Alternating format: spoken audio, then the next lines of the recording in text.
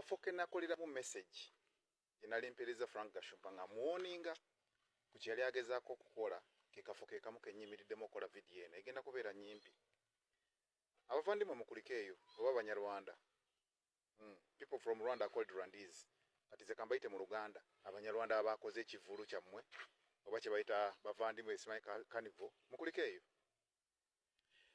bwe nakitunulira been following that nga bakiranga zi flyers emajjanga mugaba abajja bakitimba imotoka zibadde tezilingako namba nga nziraba nga the UPDF nga motoka za majje ga Uganda naye nga zitimba nga zi trying okupromotinga ekivulu ekiri so political at such a critical point in time nga tugenda on 15th when all stakes are high makoze ekivulu kansoke nsanke mbasiime mwachuzize kala gye bayita kala white nakola art kala white bagita a neutral color era kala white ekozesebwa mu kumikisinga kala ezisinga abamanyi art bakimanyi it was neutral nemuvaayo nemuwaga nemuzina nemulya nemukola statements eziri political nagobereddeko some bits of it nekamba buulire one thing why don't you learn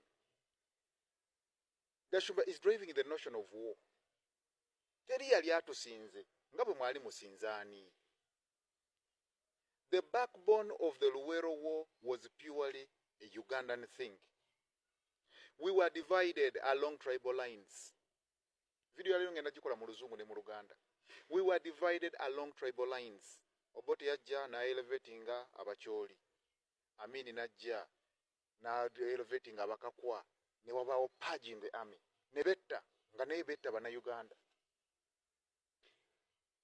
People got fed up. Abayina national character never getting annoyed. That is when President Museveni beje nagenda mu nsiko abantu abayina national character never rallying behind. Never got tunule gwanga lyaffe. That was the Luwero war. Ebyali Luwero, I don't want to delve deep into that. Mwena mumanye ebyaliwo. Abafa. Na ye Gashumba, you're trying to drive something which I don't understand. In fact, kinumya n'omutwe.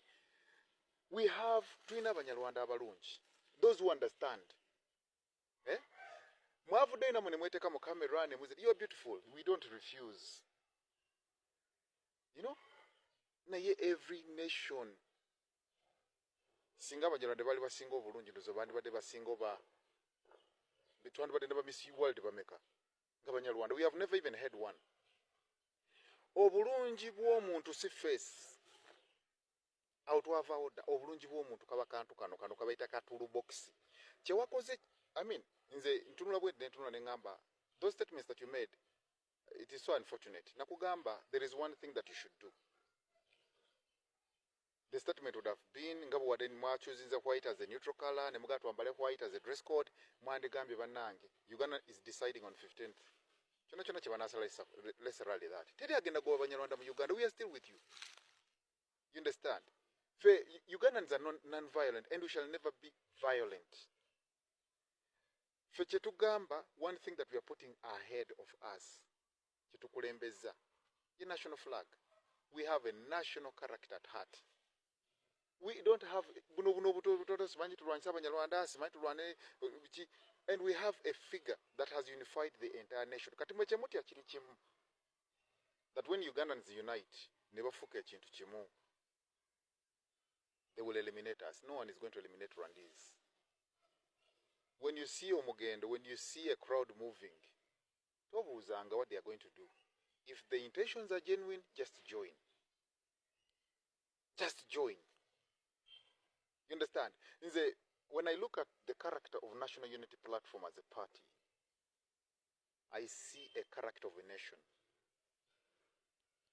His Excellency Bobby Wine went to Nula left or Nubianli, went to on the right while we done magic, went to Nubian Machala when the Babi Tungo, went to Nula Nubianli, Machala way is so and Songa Mugamba is Muvandimwe. That is the national character.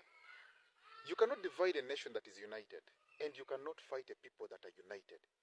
Ugandans have showed you that they are united. Mugeza kukuba pulling down to those, bunobuntu wa mugutono tono. By the way, let me tell you something. Yuba Vandimwes, this Mwandibademu stepping away from those rhetorics that Gashumba is making. They are so dangerous. Very dangerous. In today's world, munseno gye tulimu awo twavaawo mutabani wa Professor Mamdani is the current mayor of New York. Yazaliwa Uganda, asomedde Uganda. I mean, bino ebintu bino tuyigiriza. Barack Hussein Obama, taata we yali muna Kenya. He's a very big figure mu byobufuzi bya America. His opinions are heard. Kyayogedde kiwulira eggwanga lyonna erya America. I mean, temututuza wansi wano. I love people. Njagala Abanyarwanda. They are my friends. They are some I talk to. Twogera nabo, tukuze nabo. Masomero gamu tukuze nabo makampuni ezimu. And I'm telling you one thing. Omuna Uganda yenna agamba tayagala Munyarwanda, omuna Uganda abeera musiru. Kubanga baatwetooloola batulimu tubalimu tubawasizza tutambudde nabo tulya nabo. I mean, tuli bo nabo be baffe. But Frank Gashumba ine kintu kyakola nakuwoninga luli ngamba don't go along tribal lines. Tribal lines are not going to succeed. Togenda kuwangula. You would be Frank Gashumba one of your ardent admirers. The Chigambo is ardent. Gwene basajja mivulenga muri kabozi. Nga mwina program gye bayita Sisimo ka Uganda bwe saajuulirizanga nga I'm like I've missed some part of myself. Naye olunaku olwaliro bwe mpulira ebikuvaamu gwe yaleetanga program gye bayita Sisimo ka Uganda. Ne ntunula yesterday bwayimiridde Lugogo ng'okutta akazindaalo biwayogedde ne ngamba oh my God. Time just tells. Omanya katoyinza kwekweka. Akaseera kakujjayo. Bagamba omusajja omutuufu omutegeera ng'alina kasente. Omukazi yenna alina omukazi nga mwavu. Tolitegeera bbaawo. Olitegeera bbaawo ng'amaze okugula emmotoka ng'azimbye ennyumba ng'alina kasente bw'olitegeera nti bbaawo akwagala. Fe abasajja era omusajja agamba a true man will always be tested when he has money. Bw'aba talina sente kyali akikukweka. Frank Gashumba oze otukweka ekintu kino ng'olinga omusajja omwavu. Tetwakutegeera. Ffe twali bakazi bo Bannayuganda ne tukuwuliriza ng'oli mwavu nga weefudde munnaffe naye bw'ofunyemu kasente tutegedde ky'oli. Frank Gashumba oli butwa. By'oyogera byonna ebikuvaamu butwa. Tewali kintu kikuvaamu kyonna kigatta ku ggwanga lino Uganda. Byonna by'oyogera tebigasa bantu b'oyogera nabo abo bavandimwe boositula tekigasa ggwanga lino. Tetwagala kuddamu kulaba mulambo gugudde nti gugudde lwa kubanga tuli mu kwesosola mu mawanga. Omusajja atambudde eggwanga lyonna ng'ayogera message egi tuli bamu. Ayimira Buganda n'agamba Piero Badero simanyi Piero wa n'agenda eggulu n'agamba Piero Badero wa n'agenda Kasese. Eggwanga lino lyali lyakyawa abakyoli olw'omusajja omu bamuyita Obote. Naye Bobi Wine agezezzaako okujjawo ezo entindo buli waatuuka. Era kati omukyoli tumulabanga mu Uganda. Omuntu wa Arua tumulabanga mu Uganda. Omuvandimwe tumulabanga mu Uganda. Kubanga omuvandimwe bw'agenda okufuna pikipiki ya looni tebamuwa sente za wansi, tebamuwa pikipiki ya wansi nti goli muvandimwe ogenda kuvuga pikipiki ku $2 million. Omuna Uganda fenna ekintu kitukwatira wamu. Uganda bw'enaalongoka fenna tutambulira wamu. Enguudo ennungi bazizimba mu Uganda fenna tuzitambulirako. Amaliro ali amalungi gonna bwe bagazimba fenna tubagatujjanjabiramu. Sinaba kuwulirayo muvandimwe alwala ne bamutwala emulago n'omuwa rifaro ne bamugamba agende e Rwanda. Byofeesinga nange byenfeesinga. Ffe tetulwanisa bantu tulwanirira ggwanga. His Excellency Robert Kyagulanyi agamba better Uganda. Ne bw'aba His Excellency President Yoweri Museveni n'akwata n'aleeta program egenda okusitula Uganda n'efuke one of the best countries in the world. Na tujja muwagira. But after 40 years tugamba, we have given you 40 years. Bannange muntu ky'omubi. You have had your part. You have danced. Okoze buli kimu ky'okoze. Tugambe no. Leka tukuba akalulu. Just respect the will of the people. Ekinava mu boxi kyekyo. Ulira mboko. Asitula bendera simanyi tugenda musiba. Bannange. Let's be real. This country is ours all. Yogo muvandimwe yasalawo okuva ewammwe n'ojja wano. Yange waliwo omulala yava Kenya ng'ali wano, waliwo yava Ethiopia ali wano. Ndaba Abasomalia bazimba bizinesi zaabwe mu Kisenyi, ndaba Aberitrea bawambye Kabalagala, bawambye awo Bunga wonna bazimbyewo. None of us is fighting them. We are just embracing them. Tenomu abanyigiriza. You know? Abayindi bali wano bajjudde, tewali abalwanyisa. But why is it mu Abanyarwanda mwefudde kiramugamba twagala basosola, twagala balwanyisa? Ekintu kye sinaba kutegeera ku mukulu Gashumba. Kambuze oba mwe Rwanda eri part of Uganda ng'erinamu ekitundu nga bolaba nkole Busoga kuba nze ndaba Gashumba amanyi gakozesa waliwo n'omukyala tisenga bagamba okudda ewaabwe olwo luba lutalo era babajja dduwangula simaye bajja ddulwana simaye bajjajja baabwe bingi nnyo bye baakola e Uganda sinabitegeera babagambye bagenda kubagoba simanyaya era n'ekirala bo babadde wano okumala ebbanga tebalina gye baba bagenda okudda ninze ndaba e Uganda mulimu ensi n'ensi z'abantu abaluddemu nga bajjamu buzofuna obubuddamu nga si bannayuganda kambuze kati kyemagala okuŋŋamba tisenga nvaano neŋŋenda e Rwanda nemmalayo emyaka nenzaalirayo abaana nenkolayo ebyambyoni tebasobola kunfulumya ey'ensi kuba nze ndaba waliwo wano Trump yatikka abantu sima bano si bannansi badde ewaabwe nze baŋŋaamu ezo ensi z'abazungu osobola okukola omusango oluddemu emyaka nga 6 naye nga bagambye kufulumya osobola n'obutakwatadde kajiiko naye bannanga olemwa balamusiza mwenna bannayuganda olw'ennaku z'omwezi erinnya mwezi gwa January 2026 tusigazza kumpi ennaku 11 lwokka okutuuka ku kulonda ogenda okubeerawo 15 January 2026 mpuliriza ebigambo bya Frank Gashumba byayogedde sooka obiwulirize n'oluvannyuma tweyongereyo nga bagamba nti Abanyarwanda muti mumutandike tujja tumaliriza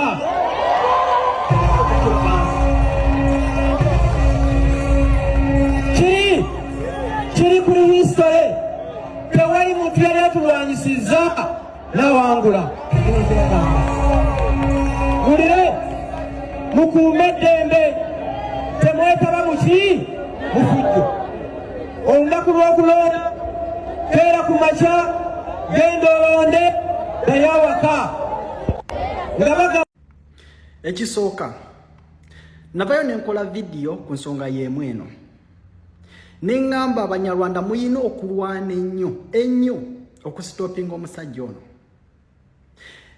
omukisa mulungi nalaba abantu abamu bavaayo ne batandika okugamba nti nga Gashumba takiikirira Abanyarwanda ekintu ekyo nakirabako nga abamu bakikola nenvayo ne mbagamba teri muntu yenna asobola kugenda Rwanda nayogererayo bigambo ebyo oba oli wa ggwanga ki oba oli wa ggwanga ki ne baba bakuzaalira Rwanda tosobola kubyogererayo ebyo naye olwaleero tulaba state ekozesa abasajja banene ku ssente zaffe ez'omuyo w'omusolo okutandika okutiisatiisa bannayuganda Frank Gashumba message eno nayo njagala ekutuukeko nakugamba